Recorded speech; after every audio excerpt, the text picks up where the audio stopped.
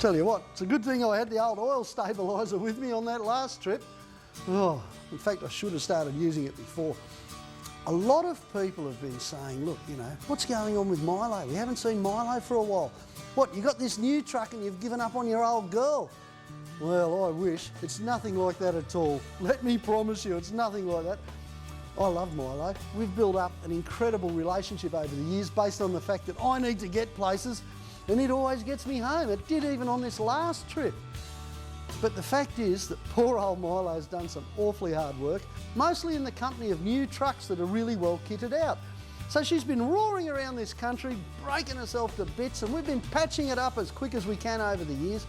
But it's just reached that stage where the poor old girl needs a big rebuild. Unfortunately, thanks to the people down at Terrain Tamer, I get to pull the motor out and they're going to rebuild it for me. The motor's just the start of it though. You drive a truck like this, you're going to do a lot of damage everywhere. By the time Terrain Tamer and I have finished with Milo, we're looking at new suspension, we're going to work it all the way through. I don't know what it needs in the diffs yet, I haven't had a look at those for a long time.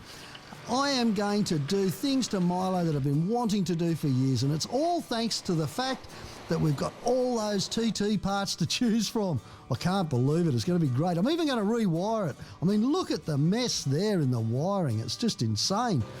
Yep, I reckon Milo and Terrain Tamer, and we're looking at another 10 years of bush bashing.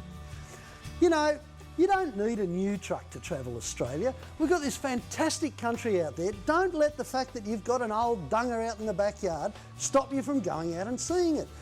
But you do want to make sure you've got the right sort of bits in your truck before you go. There's nothing like a handful of new parts to tizzy up an old girl. And especially the wheel bearings. Make sure the wheels will turn, because if the wheels will turn, they'll get you there and back.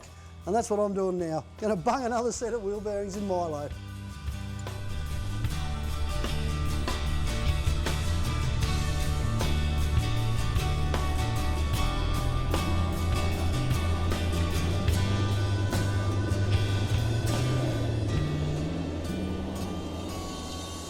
It's so simple, isn't it, changing gears? I mean, it's one of the first things you learn.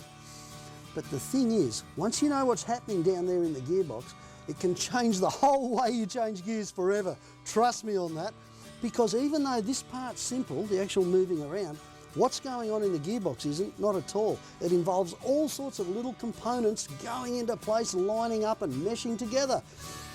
So you really need to be very gentle on the gear stick. In fact, it's not just a trick for old trucks, okay? This is for new trucks too, because in the end, delicate gear changing will keep a gearbox going for an awful long time. It really will. What do I mean by delicate gear changing? None of that banging around stuff, you know, that rally car driver stuff. That's all right. They got full teams of mechanics to fix their gearboxes. You don't need it. What you do need to do is use all the clutch travel, the whole lot, and let the gear go in on its own. Be nice and gentle. In fact, you watch the best drivers changing gears, they'll only use their fingers. They'll be so delicate, almost as if they're playing a musical instrument or something. Other things you can do, never try and force the gear stick. Never go, oh, it won't go into first, oh. It won't go into first because it's under load somewhere. That's what's happening. So just let it roll backwards a bit, or let it roll forwards a bit. Or another really good trick for old trucks, one of my favourites, especially with Milo, I use the gutters.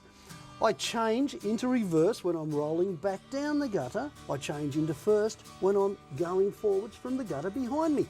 Little things like that make all the difference. Remember, take it easy on the gear stick and you'll really enjoy gear shifting for a lot longer.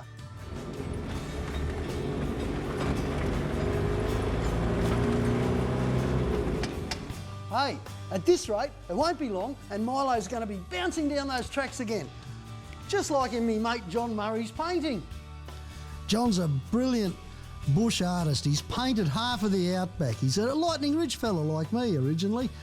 Oh boy, it won't be long now, folks, and Milo's going to be shooting through the air just like Jono's photo. I can't wait. It's going to be great. Thanks to the people at Terrain Tamer.